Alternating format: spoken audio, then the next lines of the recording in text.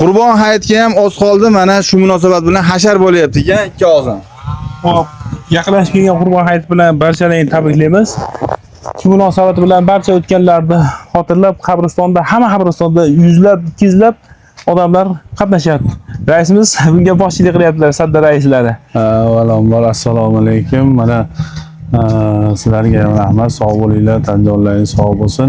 Mana qo'limizdan kelgancha mana hozir Qurbon hayiti yaqinlashganligi sababli kecha mana jumada domlamiz ham qayta gapirib o'tdilar.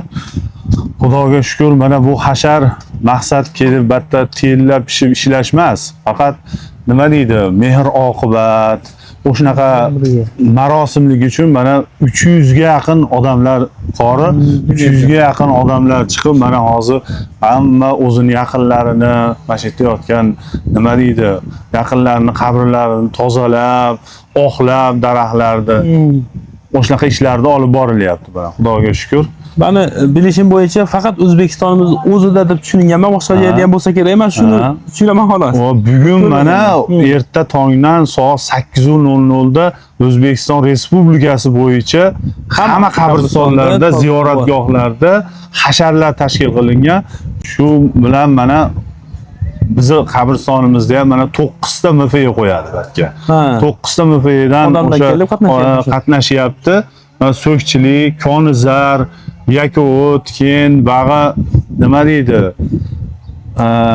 Toshloq shaharcha bor, Shodlik bor. O'shalar hammasi mana Sadda, Balandko'prik hammasi mana shu yerga qo'yiladi. Toshloq tumanida eng katta qabristonlardan birasi. Hali soat 8-9 bo'lmasdan turib, hasharchilarga to'lib bo'ldi. Bugun kechgacha shu necha gektar bu yerda qabriston? Bu yerda hozir 15 gektar. 15 hali kechgacha 15 gektarni bitta qo'ymay tozalab olishadi. Tozalab, daraxtlarni oqlab, Xudo xolasa keladigan Qurbon hayitida keladigan ziyoratchilarimizga chiroyli qilib, go'zal qilib topshiramiz. Hozir tumanimiz hokimiyat matbuot xizmati ham kelib tasvirlarni olishyapti. Yosh ulug'larimiz chetda mana yosh ulug'larimiz ishlamasa ham duogo'ylarimiz duo qilib tayyorgarlik ko'rilyapti. Mana Xudo xolasa mana zo'r o'rindiqni izlagan yoshlarni tutib payshabni zo'rg'a ko'taryapti, ishlayapti. 70 ga 80 ga kirgan tog'alarimiz ham keladigan joyimiz oxirgi manzil mashetligi uchun mana hamma bu hozir Sadda Farg'ona viloyati Toshloq tuman Sadda MFAda joylashgan Sadda qabriston ishlashyapti hasharchilarimiz. Toshloq tumanida nechta qabriston bor? Tumanda jami bo'lib chiqadi bir 40-50 ta qabriston. 50 ga yaqin qabriston bor. Hozir hammasida eng qizig'i foydada. Qori qalaysiz? Charchame. Hammasida eng qizig'i hashar ketyapti. Foydalaninglar. Rahmat. Qoringa boqib qo'y. Yakunlasa bo'laveradi. Xo'sh, tog'amni ham tanishtirib o'ting. Ojado'z biroq gap beraverasiz. Qo'yaman-da buni. Mana bugungi hasharimizga qatnashib kelayotgan tumanimiz Nuroniy jamg'armasining boshlig'i Tursunboy Xo'sh tog'amiz mashitdalar mana. Avvalambor assalomu alaykum. Mana bugungi kunda mana odamlarimiz, fuqarolarimiz, yoshlarimiz, nuroniylarimiz, keksalarimiz, faxriylarimiz hammalari uyushgan holda tumanimizda 68 ta o'sha qabristonlar bo'lsa, hamma qabristonlarda umha hasharni uyushtirishyapti. Buning asosiy sababi mana eng ulug', eng aziz bayramimiz bo'lmish mana bayram kelyapti. O'sha Eid Qurbon hayiti, hayit oldidan bir odamlarga bir kayfiyat ulash. Odamlarning bir ko'nglini ko'tarish. Mana misol qabristonga kirib kelganingizda qabriston obod bo'lsa, gullar mana ekilgan bo'lsa, daraxtlar mana ko'm-ko'k turgan bo'lsa, bunday kirib bir sokin bir chiroyli pokiza bo'lsa, odamlarimizga ham bir qalbi yayraydi.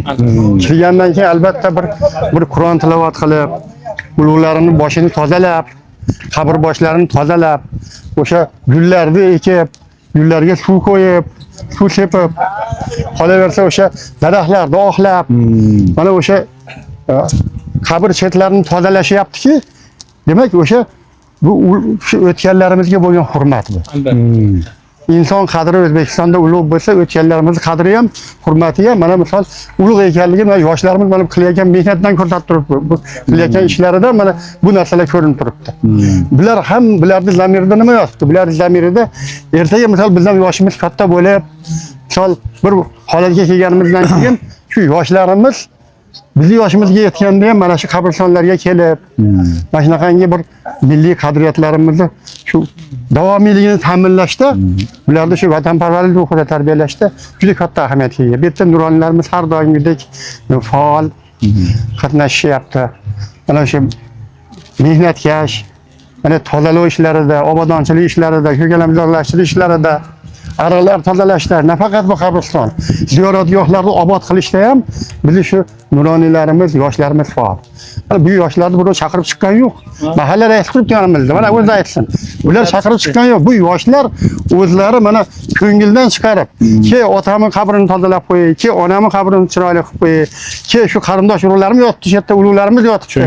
Shularni bir qabrlarini tozalab qo'yay, ruhi shod bo'ladi degan maqsadda mana chiqishib, mana bir juda katta bir ko'tarinki ruhda mana shu yerda bir obodonlashtirish ishlarini amalga oshiryaptilar. Bularning hammalariga rahmat deymiz. Sog' bo'lsinlar. Bitta duo qilib bering endi. Amin. Mana shu yerda yotgan qabristonlarda yotgan ulug'larimiz yotibdi mana.